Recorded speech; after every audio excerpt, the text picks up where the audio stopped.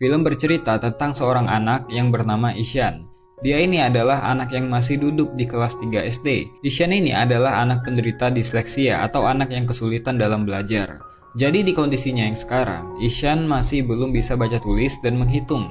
Dia lebih tertarik pada hal lain daripada mengikuti belajar mengajar di kelas. Di sekolahnya, dia jadi anak yang tanda kutip paling bodoh karena selalu dapat nilai paling rendah di kelas. Di rumah, dia bukan anak satu-satunya. Dia punya kakak laki-laki bernama Johan. Beda dengan Ishan, Johan adalah anak yang paling pintar. Hampir semua mata pelajaran dia mendapat nilai yang terbaik, bertolak belakang dengan Ishan yang selalu menjadi terbelakang di kelas. Ishan memang tak tertarik dengan pelajaran sekolah, dia lebih tertarik untuk bermain dan menemukan sesuatu yang baru di luar sekolah. Suatu ketika, Ishan berkelahi dengan tetangganya yang bernama Rajit. Rajit kesal karena Ishan melempar bola ke arah yang salah sehingga permainan Rajit dan teman-temannya berhenti. Gak cuman marah-marahin Ishan, Rajit juga memanggil Ishan dengan sebutan idiot. Keadaan pun makin tegang sampai mereka baku hantam. Ishan mendapatkan luka di kepala sedangkan Rajit dapat luka gigitan. Hal ini pun membuat Ishan kesal karena nggak di sekolah, nggak di lingkungan tetangganya, dia dapat perlakuan yang sama. Ketika pulang ke rumah, ternyata emaknya si Rajit datang ke rumahnya, ngomelin orang tuanya Ishan, minta tanggung jawab karena si Rajit luka-luka. Padahal situasinya pada saat itu, Ishan juga mengalami luka yang sama. Bukan ngebela anaknya, si bapak malah langsung nampar Ishan karena bukan sekali ini aja Ishan buat masalah. Bahkan, si bapak mengancam kalau sekali lagi Ishan buat masalah, dia bakal dikirim ke sekolah asrama. Di sekolahnya, Ishan seringkali dimarahi gurunya karena nggak bisa ngikutin pelajaran dengan baik. Pernah sekali, Ishan disuruh bacain satu kalimat, tapi dia nggak bisa membacanya karena menurutnya, huruf-huruf yang ada di buku tersebut menari-nari. Ishan mengatakan hal yang sejujurnya, memang seperti itulah yang dilihat oleh penderita disleksia. Tapi gurunya menganggap Ishan lagi ngelawak di kelas. Ibu guru ini terus aja maksain Ishan buat baca dengan benar, sampai akhirnya, karena nggak tahan dibentak terus, Ishan cuma ngedumel nggak jelas.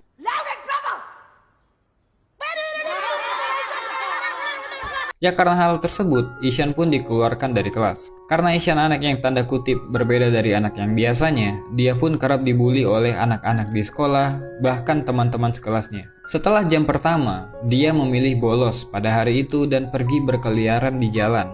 Melihat sekitar, pergi kemanapun dia mau, melihat apapun yang dia suka. Di rumah, Ishan memang menunjukkan ketertarikannya pada seni dan dunia hewan. Dia juga suka melukis, menggambar, dan bermain.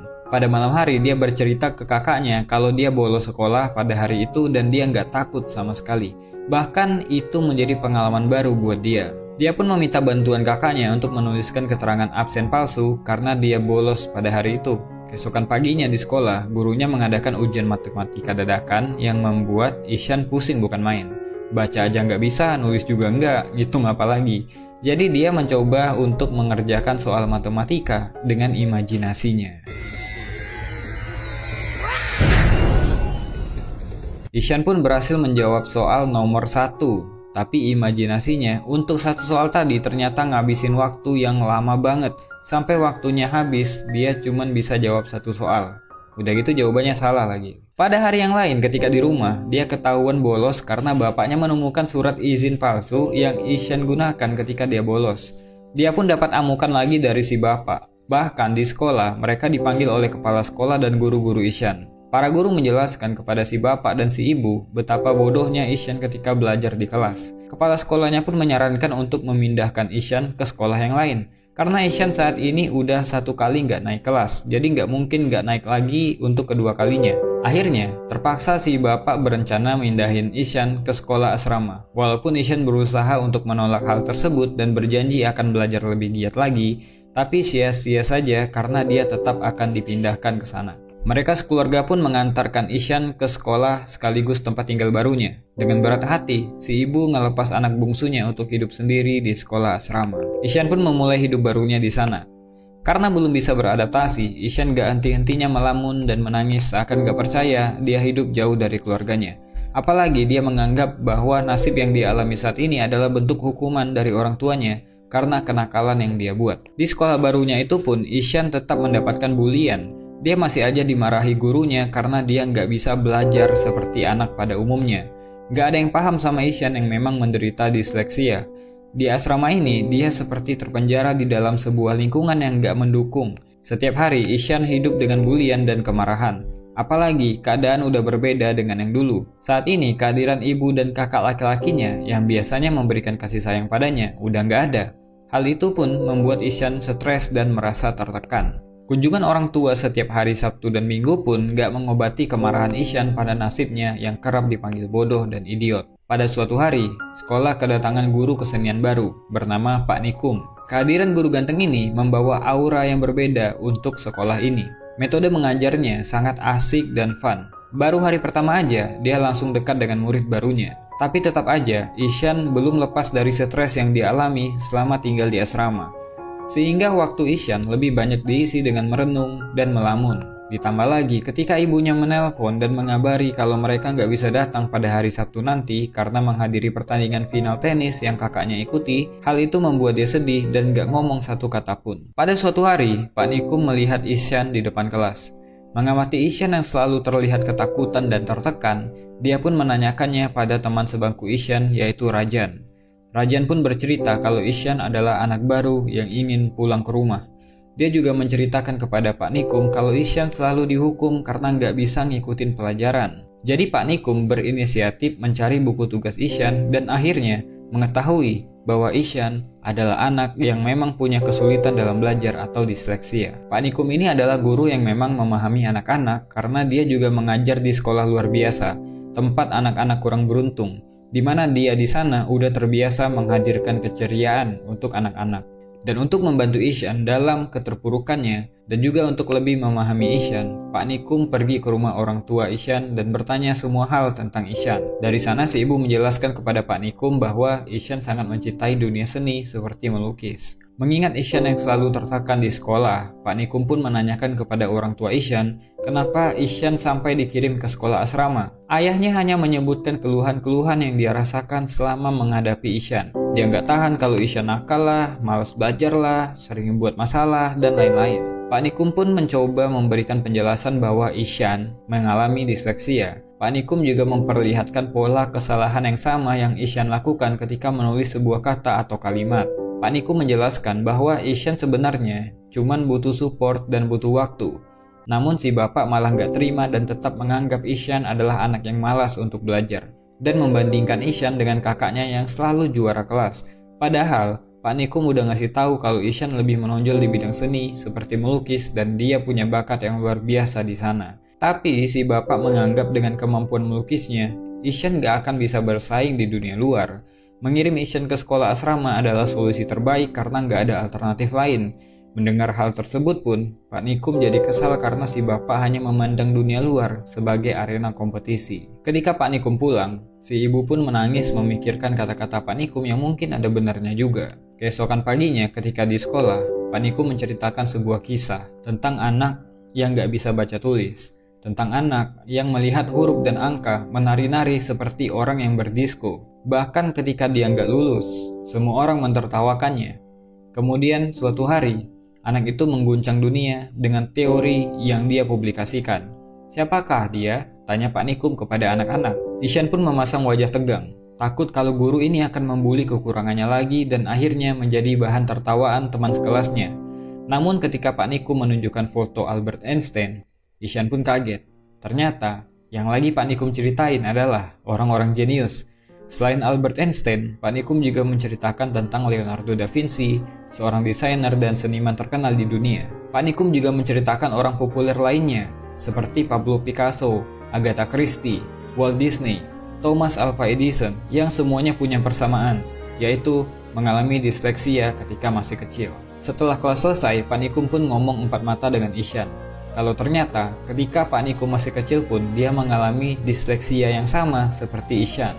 Pelajaran Pak Nikum hari ini membuat Ishan kembali bergairah untuk menjalani hari-harinya di asrama. Hanya di pelajaran Pak Nikum lah dia bisa mengekspresikan dirinya, berkarya sesuai pikirannya, dan mendapatkan apresiasi. Pak Nikum pun sampai menemui kepala sekolah, khusus untuk membicarakan tentang Ishan. Kepala sekolah bilang bahwa banyak guru yang mengeluhkan tentang Ishan, dan kayaknya Ishan lebih cocok disekolahkan di tempat yang khusus seperti sekolah luar biasa. Tapi Pak Nikum langsung bilang kalau Ishan adalah anak yang punya kecerdasan di atas rata-rata dan berhak untuk berada di sekolah yang normal. Anak-anak seperti Ishan hanya butuh bimbingan dan perhatian lebih. Kepala sekolah pun bilang gak mungkin para guru mau mengurus satu anak dari 40 anak dalam satu kelas. Pak Nikum pun berkata untuk pelajaran lain mungkin bisa diabaikan apapun hasilnya karena setiap anak pasti akan punya bakat utama. Kemudian Pak Nikum menunjukkan lukisan yang dibuat oleh Ishan dan mengusulkan kalau masalah tulis-menulis dan mengeja mungkin bisa menyusul. Sebagai solusi, Ishan bisa dites secara lisan karena secara lisan ataupun tertulis, pengetahuan tetaplah pengetahuan. Dan Pak Nikum akan meluangkan waktunya untuk mengajari baca tulis kepada Ishan secara privat. Kepala sekolah pun setuju untuk memberikan kesempatan ini. Ishan pun akhirnya dapat guru yang cocok, yang mengerti cara mengajari anak disleksia seperti dirinya. Ishan pun mendapatkan metode pengajaran yang berbeda. Dia pun lebih bersemangat dalam belajar, karena bukan kemarahan yang dia dapatkan, tapi keramahan Pak Nikum yang membantunya dalam mengejar ketertinggalan. Berkat Pak Nikum, kemampuan baca tulisnya pun meningkat dari waktu ke waktu. Suatu hari ketika lagi ngajar, Pak Nikum kedatangan bapaknya Ishan yang kebetulan lewat karena ada bisnis. Maksud si bapak capek-capek nemuin Pak Nikum cuman mau bilang kalau dia dan istrinya udah baca semua artikel tentang disleksia di internet. Hal itu cuma mau nunjukin ke Pak Nikum kalau mereka perhatian sama Ishan. Ternyata si bapak nggak menangkap maksud dari Pak Nikum waktu nyeramahin dia di rumahnya. Pak Nikum langsung ngasih balasan telak bahwa kalau mau ngasih anak perhatian, nggak cukup dengan cara kayak gitu. Anak kayak Ishan juga butuh support. Anak kayak Ishan butuh figur orang tua yang selalu bilang sayang kepada anaknya apapun yang terjadi. Anak kayak Ishan butuh figur seorang ayah yang siap melindunginya kalau terjadi apa-apa sama dia. Si bapak pun langsung sadar bahwa selama ini dia nggak pernah memberikan kasih sayang pada Ishan selain kemarahan atau pukulan jika Ishan nakal. Dia pun pergi meninggalkan ruangan Pak Nikum dengan perasaan malu. Apalagi ketika di luar, dia melihat Ishan yang lagi baca mading, si bapak nggak bisa nahan air matanya. Pada suatu hari di asrama tersebut mengadakan lomba melukis. Semua orang boleh ikut termasuk para guru. Ketika lomba dimulai, Pak Nikum mencari Ishan kemana-mana. Tapi sampai lomba dimulai, Ishan pun gak kelihatan. Ternyata sebelum acara dimulai, saat semua orang masih tidur, Ishan bangun paling pagi dan pergi ke kolam di mana di sana dia mencari inspirasi untuk bahan lomba melukis. Ishan pun datang sesaat setelah acara dimulai. Ishan memproyeksikan pemandangan yang dia ingat menjadi sebuah lukisan yang luar biasa mengagumkan banyak orang. Pak Nikum yang melihat lukisan Ishan pun kagum sama karyanya. Ishan pun juga nggak bisa menahan harunya ketika dia ngelihat hasil lukisan Pak Nikum, ternyata modelnya adalah dirinya sendiri. Dan pengumuman yang ditunggu-tunggu pun tiba. Kepala sekolah mengumumkan bahwa perlombaan ini dimenangkan oleh Ishan. Ishan Nandakishore Awasthi Abdi. Hasil karyanya dinobatkan menjadi karya yang terbaik dan akan menjadi sampul buku tahunan. Ketika orang tua Ishan datang saat bagi rapot, kepala sekolahnya sendiri yang langsung memberikan buku tahunan tersebut dan mengabarkan jika Ishan adalah anak yang spesial dan sekolah itu beruntung memiliki anak murid seperti dia. Orang tua ini juga senang bukan main ketika para guru memberikan laporan kemajuan Ishan di beberapa mata pelajaran, khususnya di bidang kesenian. Melihat Ishan yang kembali bersemangat, ayahnya pun akhirnya nangis juga dan berterima kasih kepada Pak Nikum karena udah membimbing Ishan sampai punya kemajuan. Ishan yang punya gaya rambut kayak Pak Nikum pun berpisah dan akan kembali lagi ke sekolah setelah liburan.